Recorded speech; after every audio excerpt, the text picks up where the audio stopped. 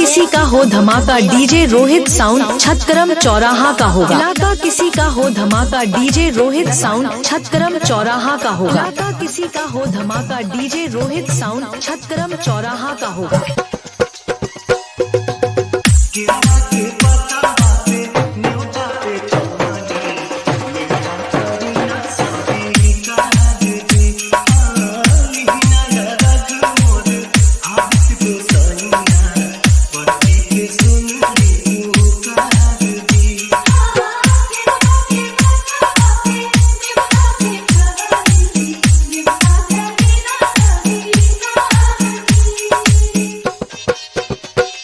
Singer छोटू प्रेमी official कुम्हिया। इलाका किसी का हो धमाका डीजे रोहित साउंड छतरम चौराहा का होगा। इलाका किसी का हो धमाका डीजे रोहित साउंड छतरम चौराहा का होगा। इलाका किसी का हो धमाका डीजे रोहित साउंड छतरम चौराहा का होगा।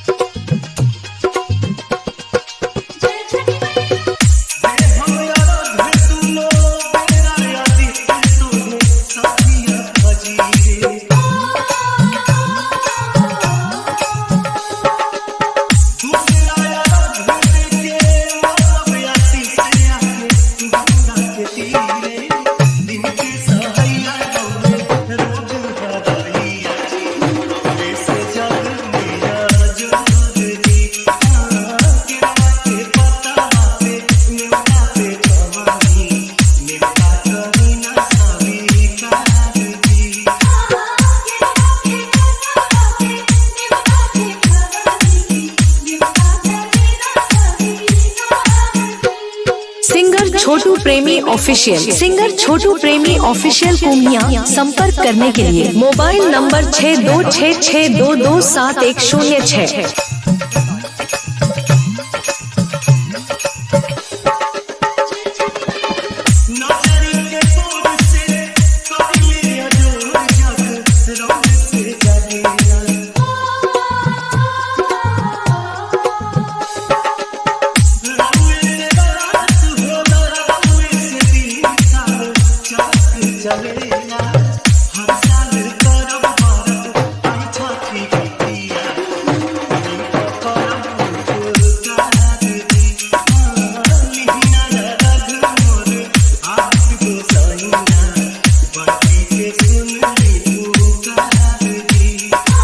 किसी का हो धमाका डीजे रोहित साउंड छतरम चौराहा का होगा। बुकिंग करने के लिए संपर्क करें 6261513798 पर।